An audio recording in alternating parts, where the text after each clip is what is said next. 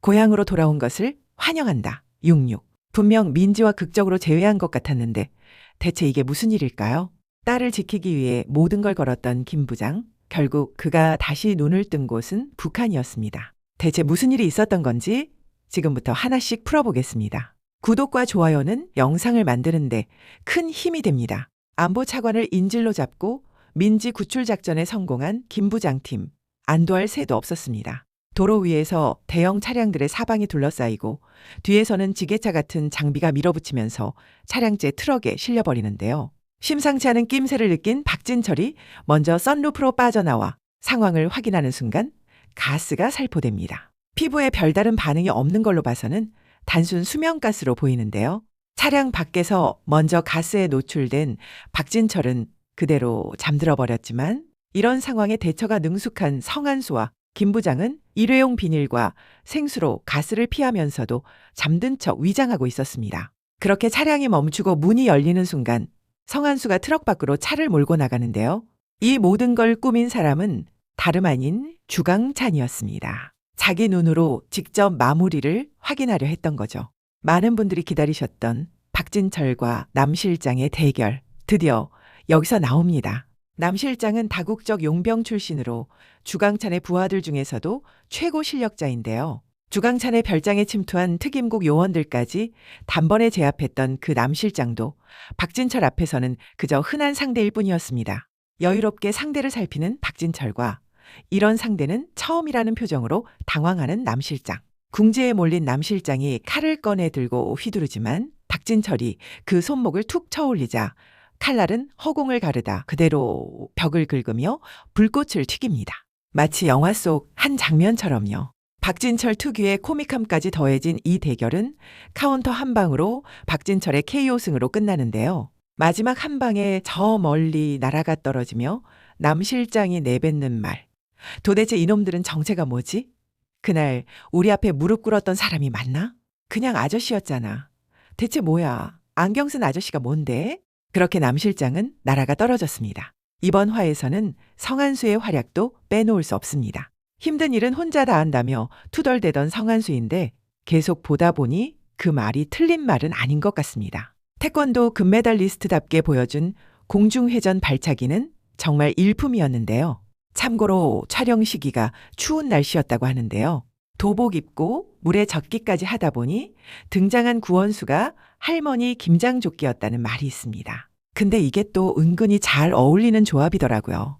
박진철이 대놓고 웃기는 캐릭터라면 성한수는 은근히 웃기는 캐릭터인데요. 이 둘이 없었다면 지금의 김 부장은 없었을 것 같습니다. 무겁고 어두운 장르 속에서 이 두 사람이 숨 쉴 틈을 만들어주는 역할을 톡톡히 해내고 있거든요.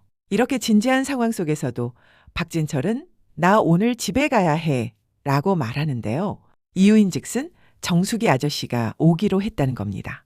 이런 전쟁 같은 상황이 이 사람들에게는 얼마나 익숙한 일상인지 새삼 느껴지는 대목이었습니다. 민지가 탄 차량이 이동하는 걸 본 순간 김 부장은 생각할 새도 없이 그대로 언덕을 박차고 차량을 향해 몸을 던집니다.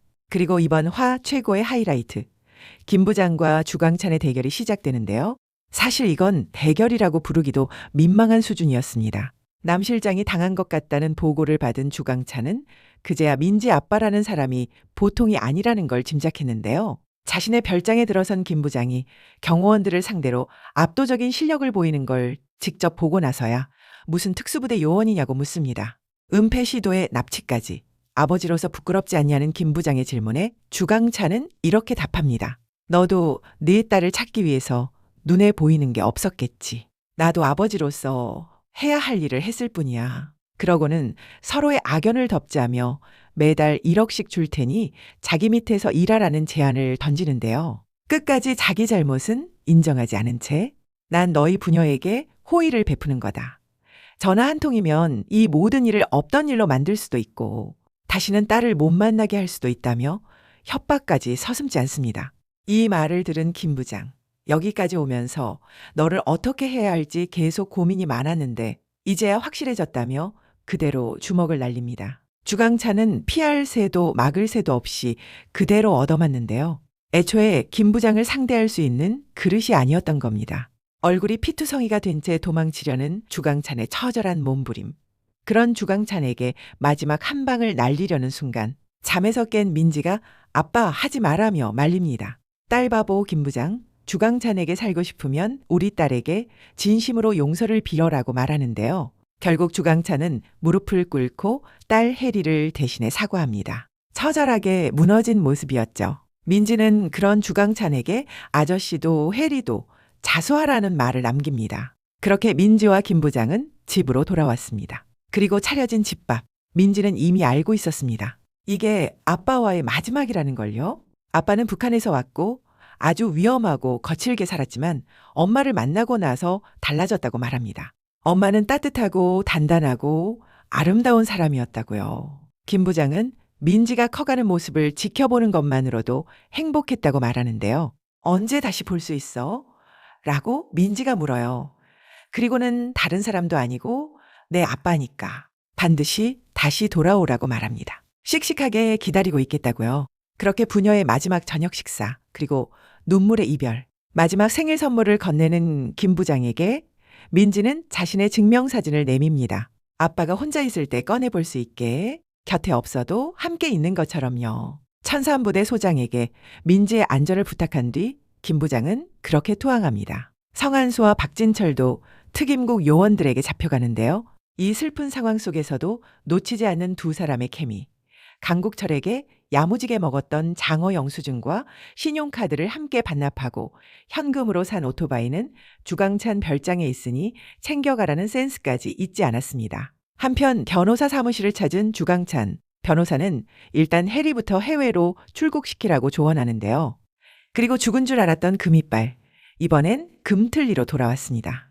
정상아 요원은 1계급 강등, 세탁소 아저씨는 세탁소를 내놓고 철수하는 것으로 보이는데요. 박강성은 김 부장과의 그림자 액션에서 입은 부상으로 회복 중인 모습이 나왔습니다. 여기서 잠깐 과거로 거슬러 올라가 봅니다. 전역시켜. 그놈은 이미 대한민국을 위해서 할 만큼 했어. 그동안의 공적을 참작해서 전역시켜. 우리에게 언젠가 또 저놈을 사용해야 할 날이 있을 거야. 그날을 위해서 66은 살려두는 것으로 결정한다. 이 결정을 내린 사람은 바로 천산부대 장 소장이었습니다. 그리고 다시 현재 김 부장의 거취를 두고 고민하던 장 소장의 모습이 보이고 곧이어 김 부장 앞에 이동한다는 지시가 떨어지는데요. 그렇게 나타난 사람들은 약물이 든 주사기를 놓아 김 부장을 기절시킵니다. 김 부장이 다시 눈을 뜬 곳은 다름 아닌 북한이었습니다. 고향으로 돌아온 것을 환영한다. 66. 그렇게 다시 북한으로 돌아간 김 부장의 모습으로 7화가 끝이 났습니다.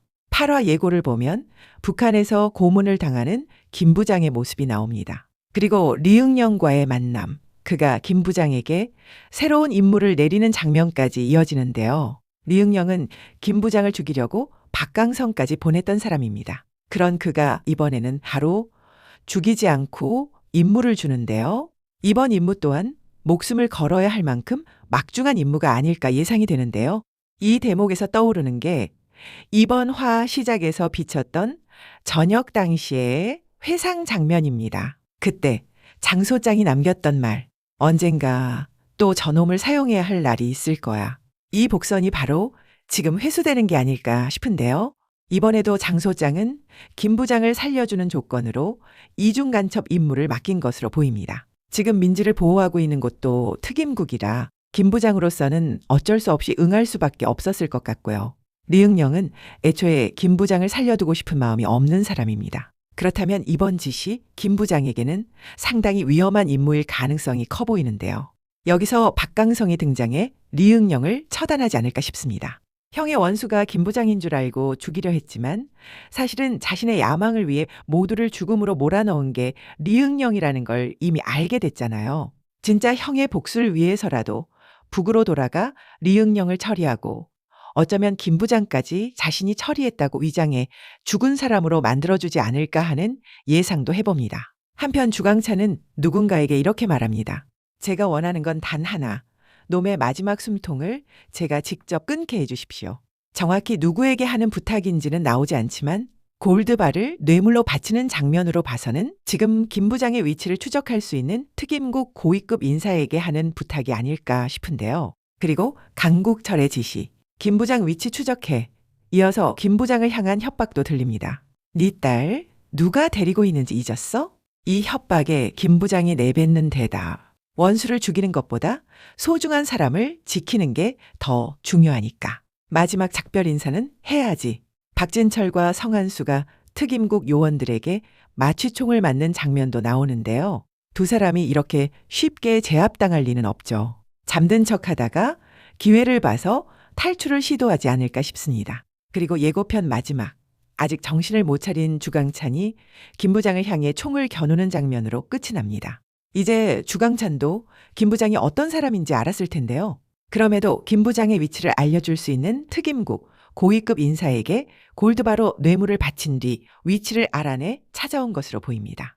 이 장면을 보고 나니 결국 주강찬을 완전히 몰락시키는 건 강국철이 아닐까 다시 한번 생각하게 됩니다. 강국철은 철저한 원칙주의자입니다. 김 부장에게 인질이 된 안보차관이 특임국 요원들에게 총을 버리라고 지시하자 강국철은 오히려 대한민국 안보차관이란 놈이 군인한테 총 버리라는 명령을 해? 라고 쏘아붙일 정도의 인물이었죠. 대한민국의 안위를 위해서라도 김 부장을 제거하기를 바랐던 사람이었지만 계속 도를 넘어서는 주강찬을 보고 나서는 생각이 달라진 것 같습니다.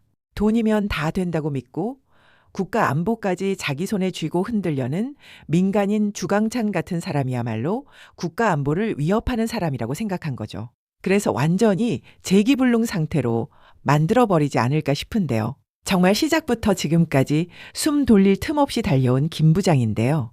이제 3화만 남았다고 하니 벌써 아쉬운 마음이 듭니다. 다음 화 예고편만 봐도 벌써 긴박한 순간들이 느껴지는데요. 과연 김 부장은 다시 살아서 민지를 만날 수 있을까요? 그리고 다시 평범한 안경 쓴 아저씨로 살아갈 수 있을까요? 본방으로 함께하고 리뷰로 돌아올게요. 구독과 좋아요는 영상을 만드는데 큰 힘이 됩니다. 영화와 드라마를 잇는 무비있다였습니다.